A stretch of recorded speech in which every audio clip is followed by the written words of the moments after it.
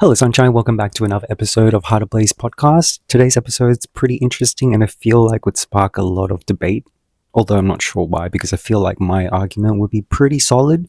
I think it's probably inspired by one of the chats I had with my friend when I was hanging out with him yesterday. We were just chatting about dating and stuff, and I was mentioning about it was actually a story that I saw of somewhere where basically a couple had just married and literally just finished their vows. And as they were heading towards the car, she trips over the bride, and the groom basically uttered underneath his breath, like, "Oh, stupid." And she basically got up on her own, obviously, dusted herself off, and then she went straight back to the pastor and was like, "I want a divorce." This is going to become relevant as we talk about the other topics. So I think I wanted to start off by talking about, this is going to be an episode not so much about like gay dating and such or queer dating. It's going to be more focused on sort of like women and men, the traditional sort of heterosexual pairing. And I think it's very important, and it's going to be very, very heavily focused on the women and sort of like gender equality, obviously. So it's mostly an episode about gender equality and dating. And I want to talk about the traditional roles. So in traditional roles, women were sort of seen as the person in the kitchen, the one who runs the household, who looks after the kid, raises the child. The men are sort of the breadwinners and, the authority of the household. Now, I want to talk about this because I think that is a very, very outdated view. And the reason why it's kind of also not a very good kind of role and view in roles is because it's very, very heavily reliant on propaganda and sort of oppression of women.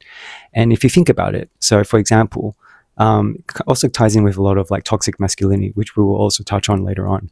But basically, if you think about it, so women were not allowed to vote in the past, and they were considered lesser human beings, less athletic, less smart, less everything, essentially.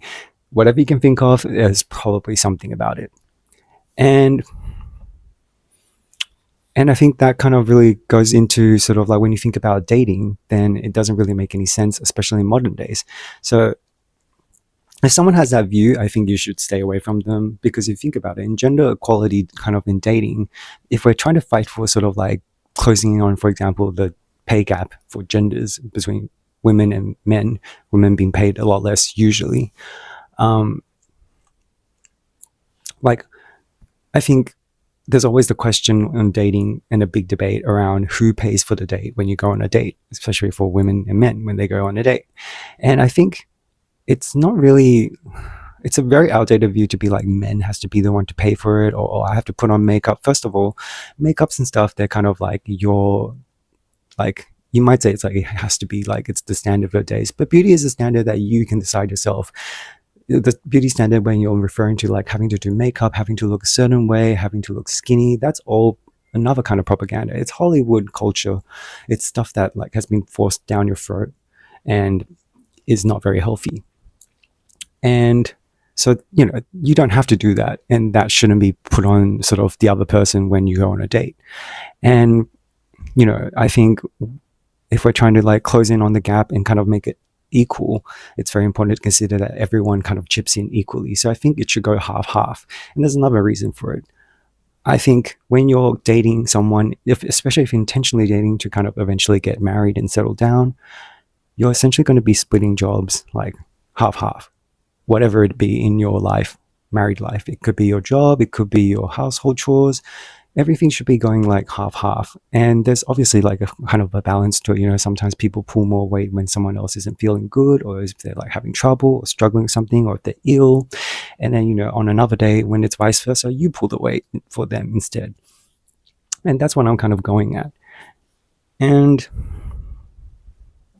then that kind of leads me to another point that I think is very, very interesting. So talking about toxic masculinity, like how like there's a lot of like, not saying, there's no statistics that I've looked up, but obviously we come across that there's a huge amount of like alignment with like white supremacists and like toxic masculinity, people who think that like women are like a property to own, stuff like that. That's particularly like what I'm talking about. Now, there's a very big difference between someone who is a man who respects like a woman when they're dating and dating to find a partner, and there's a man who is dating to find a property, to find essentially a second mother to kind of do the job for him rather than a wife, if you get what I mean. And you never want to be in that situation. Like, one of my biggest arguments that I was talking to my friend about is, I said, one of the things that always baffles me is so many men kind of like are so bad at house chores. Like, for example, they'll do things that infuriate their partner, like taking off their clothes and throwing it next to the basket, or some ways near the basket, close but not close enough to the destination, and just little things like that. And I think, but you were single at one point. Who did your groceries? Who did your cooking? Who did your household chores? Who did all this like life admin stuff that you somehow can't do now? Like, you managed obviously your work and were able to do that before. So why has it changed now that you're married to someone else, that suddenly it becomes offset to completely someone else's job that they have to do it? And, there's always the argument that it always comes back to, that people think is a solid argument, like, oh, I work all day, so, you have to do it because you're at home all day. And more, the situation has become people still arguing that even when the other partner, the women often, in this case, is already doing the job as well. So they're both working. So it's like, well, then it's kind of on equal grounds. Like, why the hell is that my responsibility? That's just you trying to pin it on like traditional roles and traditional views. You have no argument there. And yeah, so I think like, it's kind of like, honestly, like bullshit. Let me see what I have listed next. And I think another interesting topic to talk about is, so obviously with technology becoming sort of like almost instantaneous and helps with instant gratification nowadays, especially like the younger generation, you're born into the technology rather than, say, for example, I was born in the 90s and I was going through most of the different stages of technology development. So I've got a different view to someone who have been raised completely on technology and social media from the moment that they were born. And I think like with all the social media and all the like reels and stuff, obviously I enjoy that too, and that usually has a huge effect and impact on your cognitive behavior. And I believe that also kind of affects the way we see dating and the way we approach dating. It's like we kind of don't have the patience to work on things. We don't really try to sit down and kind of work our way through things slowly, getting to know someone a bit more. We kind of jump to conclusions faster. We kind of like pigeonhole people a bit faster. We fast track trying to get to results, trying to get sort of like a yes or no immediately. And they're all really unhealthy sort of like values, because you're not really getting to know someone thoroughly enough to kind of make a sound decision. It's kind of like you look at something and say, I don't think it's going to taste good, but you never actually taste it. It's not really going to be the same thing. So many foods can be a little bit bland looking or a little bit less interesting in presentation, and might be like one of the most amazing food that you have. Classic example of a foodie. So that's what I think.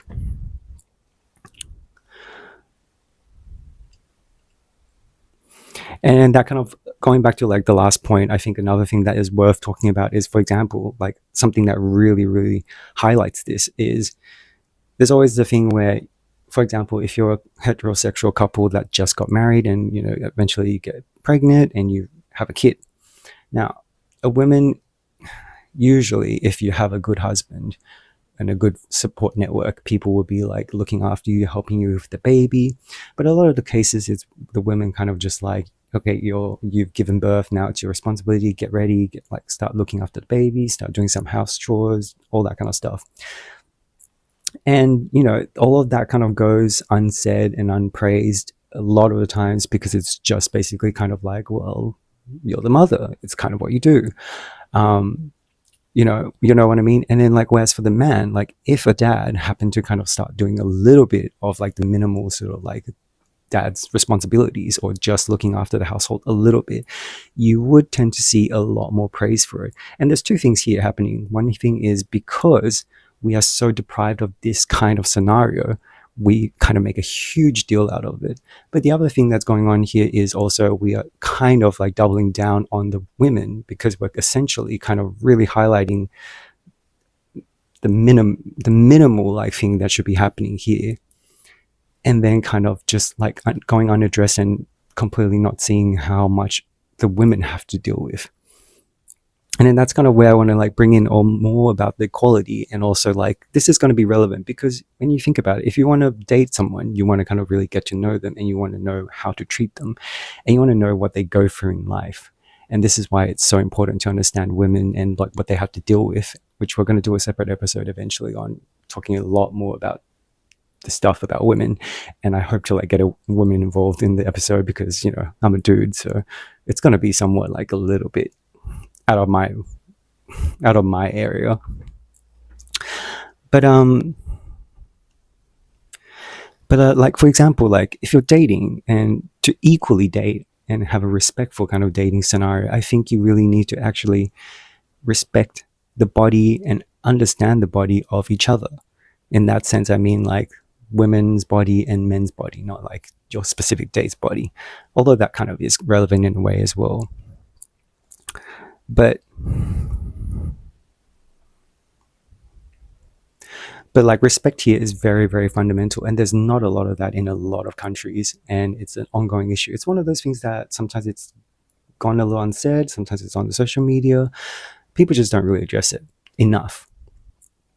For example, women don't have a lot of research compared to men done to their organs, sexual organs in particular.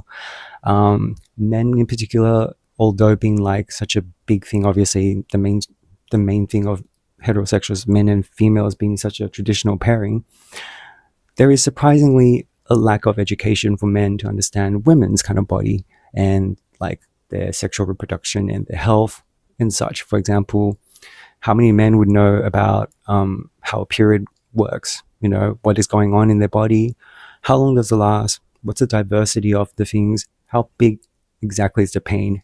How many of you have experienced the simulator to experience the pain level and actually been surprised by what they actually go through? And the worst of all is all this is running as sort of like a minimal thing that women have to deal with on a daily basis. Like they just have to live with things that people don't appreciate. Like lack of appreciation is probably the biggest issue here, and a lack of understanding. And I think that's why a lot of couples end up having disagreements where females are struggling and kind of crashing out, and the male counterparts are, the male partners are basically just kind of like being lazy, and on top of that, completely disregarding of what they're going through, or not even trying to understand what they're going through. And, you know, pregnancy, again, is probably the second biggest subject in relation to this. Pregnancy, not a lot of men probably know what happens, because for women, it's a very, very big thing, because it's not just like, oh, you know, I'm going to be a mother. It's you're carrying something in your body, you're developing something. It's your first time. What would you even think if you were growing anything in your body? Like if you grew like a tumor or like some kind of skin growth, you'd be kind of freaking out, let alone growing like entire human inside you. So I think that's a very, very interesting subject to kind of look into, and for men to kind of get into and actually educate themselves on, like, you know, the progress of it. You know, it's always the women kind of asking the men, like, so what would you do in this situation? What happens if this like emergency occurs? You know, what kind of stuff can happen? What happens after like the pregnancy, after the baby is delivered? What happens to my body? What happens to my mental health? There's all these things that all of them kind of pit on top of, again, the female. They have to carry the weight, and the male kind of gets off pretty easy. And you know, and I think it's time that we kind of like change that up and kind of really get the men to kind of pull their weight, because it's pretty shitty if you think about it.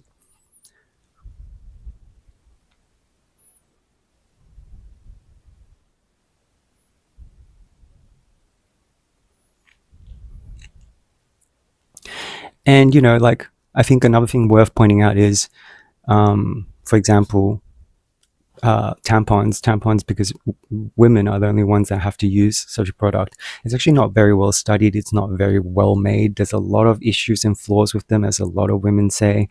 I'd be interested to actually look up, now that I think about it in hindsight, like if there are any women who develop like tampons and run the company, because that would make a lot more sense. but there's also like a lot of companies, say for example in America, that apparently come out to be like quite bad for you. They have bad toxic materials in them.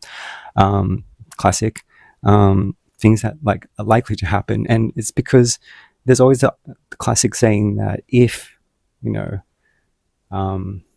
if men and women were on equal grounds for pregnancy and periods, tampons would be free, condoms would be free, all of these stuff, just simply because men have to use it too.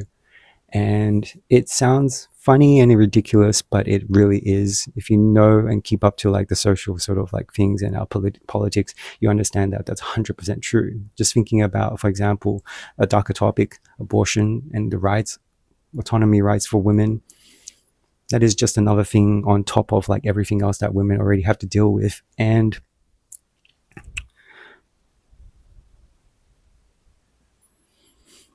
yeah, so I think that's going to segue perfectly into what I want to talk about, just like listing a few things, for example, to kind of really showcase why it's probably, from what I read, if in Australia, apparently there's actually a record high amount of women trying to getting into the workforce, and also showing a lot more sort of independency away from dating and also pregnancy, marriage, I guess. And I'm going to come to the conclusion later on, but I'm going to list the things that I think are very, very relevant. So women have to deal with things, for example, from a young age. They're told what they can and cannot be, or what kind of jobs they should be in. So limitation, jobs and opportunities, oppression of some sort.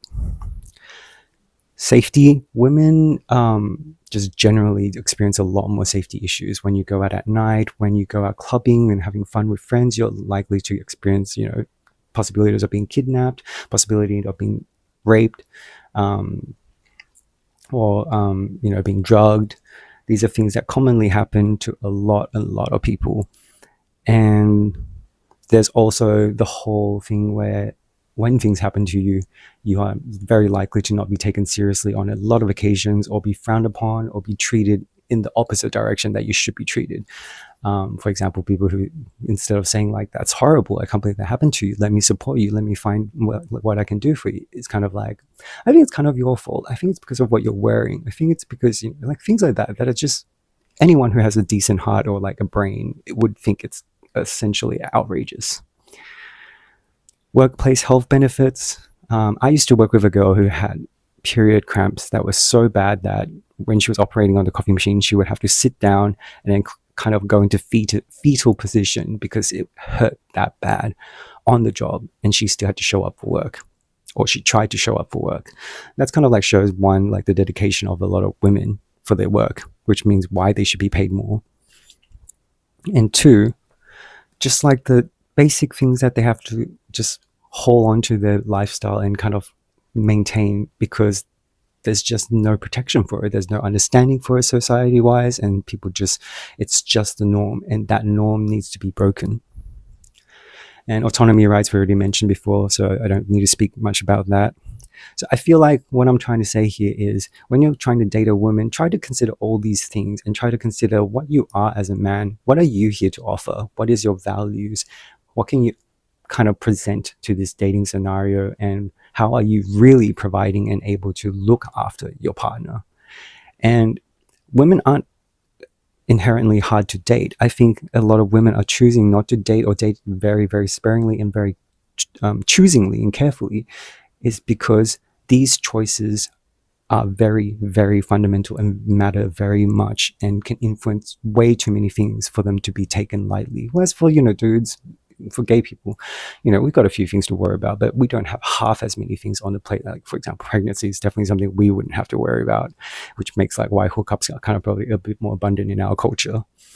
But yeah, so that's kind of like what I want to, sorry, it's a bit of a rant here and there. I kind of made up the notes like this morning about like just the stuff that I wanted to talk about. But yeah, leave down in the comments if there's anything else you feel like we should kind of dive deeper into, or like bring up as well, and really make it acknowledged. And if you're a woman, and feel free to share and feel like sharing, feel free to go into the comments and share some of your experiences of these kind of inequalities, or like some of your crazy dating stories where people just don't respect you, or have mummy issues, stuff like that. Anyway, it's a bit of a different episode, but I hope you enjoyed it anyhow. I'll see you in the next one. Bye.